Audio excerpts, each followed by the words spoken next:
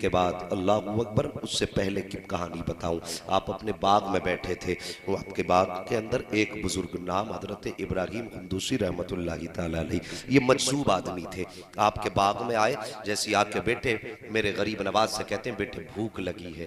اللہ اکبر، آتا ہے فقیروں پہ انہیں پیار کچھ ایسا، خود بھیگتے اور خود کہیں منگتے کا بھلا ہو. آ کے کہتے ہیں بیٹے بھوک لگی ہے. غریب نواز کہتے ہیں اچھا بابا ذرا ٹھہر جائیے. ان مجذوب کو بٹھایا، آپ باغ میں گئے، پکے ہوئے انگور کا ایک گچھا لائے، لا کر کے رکھا، ایک ایک انگور دھو کے بزرگ کو دیتے جا رہے ہیں، کھلاتے جا رہے ہیں. آج کسی کے آم کے باغ میں قدم رکھ دینا، ہم نہیں جانی اگر ٹانگوں پہ لٹھ نہ مارا تو پھر کہنا مولوی تو غلط کہہ کے گیا تھا. یہ آج کی کنجوسی ہے. اور ان کے گھر کی ثقافت دیکھو، ایک ہی باغ ہے. آ کے کہا بیٹے بھوک لگی ہے، جو سب سے پکا گچھا تھا وہ لائے ہیں، ایک ایک انگور کھلاتے جا رہے ہیں. مجذوب کہتے ہیں بیٹے تمہارا نام کیا ہے؟ اتنا سنا آپ فرماتے ہیں مجھے حسن کہا جاتا ہے. کہا کس گھرانے سے تعلق رکھتے ہو؟ آپ کہتے ہیں میرے باپ بھی سید ہے، میری ماں بھی سید ہے، ماں حسنی سید ہے، باپ حسینی سید ہے. اتنا کہا تھا، کہتے ہیں ٹھہر جائیے. اللہ اکبر، جو ہاتھ میں انگور تھا بزرگ کے ٹھہر جاتا ہے ہاتھ. اس کے بعد آپ نے اپنی جیب میں ہاتھ ڈالا، آدھی روٹی کا ایک ٹکڑا نکالا. نکالنے کے بعد کہتے ہیں آج حسن میری تلاش مکمل ہو چکی ہے. اتنا غریب نواز سن کے کہتے ہیں بابا کہنا کیا چاہتے ہو؟ کہتے ہیں تم نہیں جانتے ہو،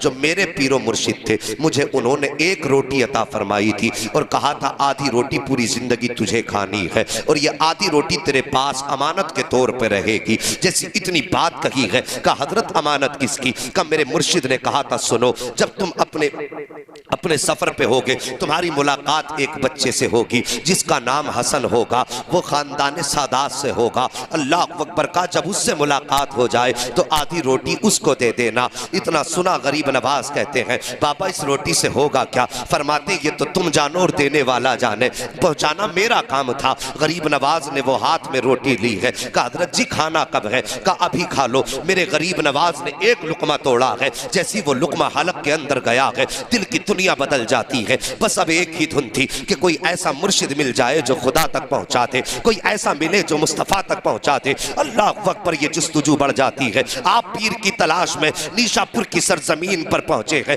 وہاں پہ حضرت خواجہ عثمان ہرونی رحمت اللہ تعالیٰ علیہ، جن کو خواجہ عثمان ہارونی کہا جاتا ہے، آپ کی بارگاہ میں پہنچ جاتے ہیں. جانے کے بعد دست ہاتھ میں ہاتھ دیا ہے، مرید ہوئے ہیں. اب پیر و مرشد نے بٹھایا ہے، آپ کو عمل کرائے جا رہے ہیں. فرمایا بیٹے ذرا بیٹھو تو صحیح. غریب نواز بیٹھے ہیں، آپ کو کچھ وظیفہ بتایا گیا. آج تو ساگب نہ کچھ آتا ہے نہ جاتا ہے. کہتے ہیں ساگب آنکھیں بند کر کے کہتے دے ورنہ تختہ پلٹ دیں گے، دے ورنہ تجھے تباہ کر دیں گے. ایک ایسا ہی آ گیا تھا بھکاری میرے اعلیٰ حضرت کی چوکھٹ پر. لوگ کہتے ہیں اعلیٰ حضرت نے شرک کو بڑھاوا دیا ہے، اعلیٰ حضرت نے کفر کو بڑھاوا دیا ہے. نادان اعلیٰ حضرت نے عقیدے کی حفاظت کی ہے اور کس شان سے حفاظت کی ہے. ایک بھکاری میرے رضا کی چوکھٹ پہ آیا اور آ کے کہنے لگا اتنے روپے دو، 5 روپے دو ورنہ تمہاری حویلی کا تختہ پلٹ دوں گا. میرے امام مکان سے باہر نکلے، کہتے پیسے جتنے چاہے اتنے لے جا، لیکن خدا کی حکومت میں حکمرانی میں دخل اندازی نہ کر. یہ تیرا جملہ شریعت کے خلاف ہے، جو تو کہہ رہا ہے یہ غلط ہے. یہ جملہ نہ کہہ. اسے معلوم نہ تھا آج پالا کس سے پڑ گیا ہے.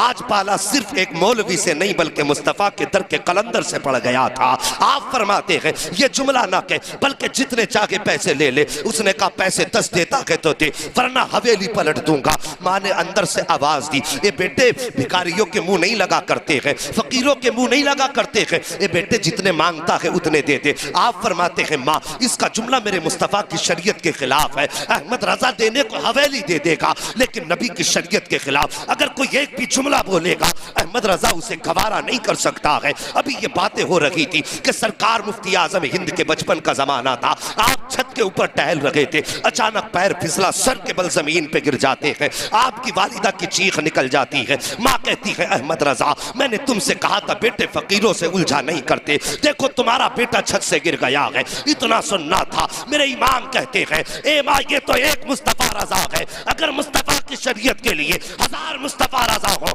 تو سب کو قربان کر دوں گا، لیکن लेकिन शरीयत का सौदा नहीं कर सकता हूँ, इतना कहना था। मुफ्ती आजम उठे हैं और दौड़ करके अपने बाप के कदमों से लिपटते हैं, कहते बाबा आपको जो फैसला करना है कीजिए। मुस्तफा रजा को एक खराश तक नहीं आई है, आला हजरत को जलाल आया। आपने अपने पैर के जूती को आगे किया था, फरमाते सुन तू हवेली पलटने की बात करता है, अहमद रजा का जूता पलट के दिखा दे। उसने एक हाथ लगाया है, जूते को नहीं हिला पाया, दूसरा हाथ लगाया है, जूते को नहीं हिला पाया है, पूरी ताकत लगा दी, जूता नहीं हिला पाया, पीछे हट के खड़ा हो गया। कहने लगा मौलाना तुम्हारे पास कोई जादू है जिसकी वजह से जूता जाम हो गया है। मेरे इमाम ने मुस्कुरा के फरमाया था सुनिए अपनी जहालत वाली बातें अपनी जेब में रख, मैं जादू की बुनियाद पे नहीं बल्कि जो भी कहता हूँ मदीने वाले मुस्तफा की हुकूमत की। वाह बाबा, नारे तकबीर, नारे रिसालत, नारे गौसियत,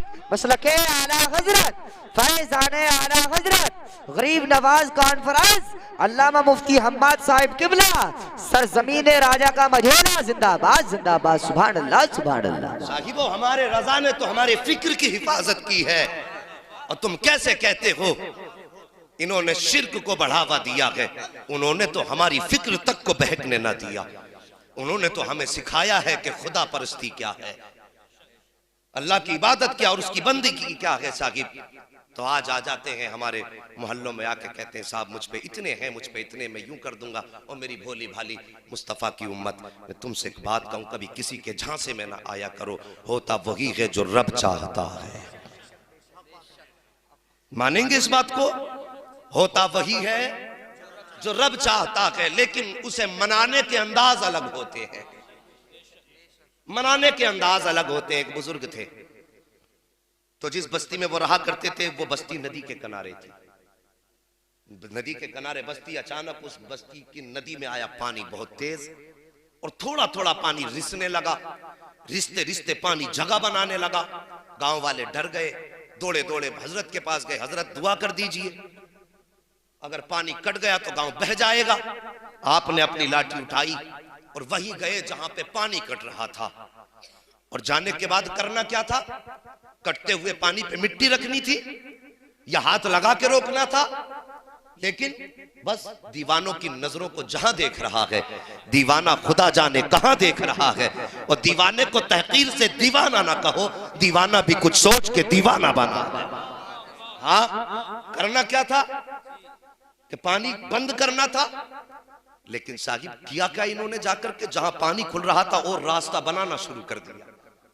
हमारी कौम भी बड़ी अजीब है, एकदम सर पे बैठाती है, एकदम फेंक दिया करती है।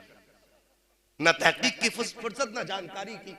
कभी ये सोचते नहीं यार देखो इसके पीछे राज क्या है। जैसे पानी कटना शुरू हुआ लोग दौड़े, कहने लगे ये बाबा तो मरवाए बैठा है, इससे बेहतर था इसे बताते ना जा करके, ये तो खुद डुबाने पे लगा हुआ है। गांव वालों ने घर खाली किए, भागना शुरू कर रहे थे। अचानक जब पानी आप खोल रहे थे पानी खुद ब खुद बंद होना शुरू हो जाता है। और जब आप हाथ झाड़ते हुए वापस आए हैं लोग फिर आ गए, कहने लगे हुजूर बताइए तो सही ये पानी कैसे आपने रोक दिया? आप फरमाते हैं मैं गया पानी बंद करने के लिए था। कहा हजरत जी फिर खोला क्यों था जा करके? कहने लगे सुनो तुम नहीं जानते हो, मैं जाके किनारे पे खड़ा हुआ, मैंने कहा या अल्लाह अगर ये अपनी मर्जी से है तो मालिक इसे बंद कर दे, और ये तेरी मर्जी से चला गए तो फिर मैं भी तो तेरा बंदा हूँ, मैं तेरे काम में हाथ क्यों ना बटाऊं? मैंने खुद तेरा काम आसान करना शुरू किया है। आसान से मतलब ये नहीं माज़अल्लाह के रब के लिए कोई मुश्किल काम हो, का तेरे काम में मैं खुद शरीक हो गया हूँ, का जिसमें तू राजी है उसमें मैं राजी हूँ। जैसे मैंने इतना कहा था आवाज आई थी बंदे अब तू बता क्या चाहता है?